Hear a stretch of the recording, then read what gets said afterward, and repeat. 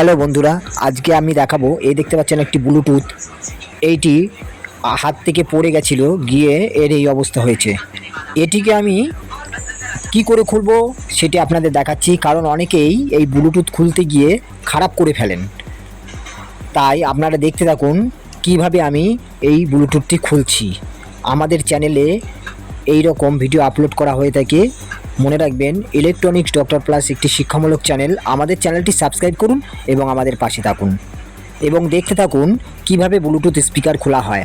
বিভিন্ন ধরনের ইলেকট্রনিক্সের ভিডিও আমাদের চ্যানেলে আপলোড করা হয়ে থাকে, তাই চ্যানেলটি সাবস্ক্রাইব করুন এবং আমাদের পাশে থাকুন।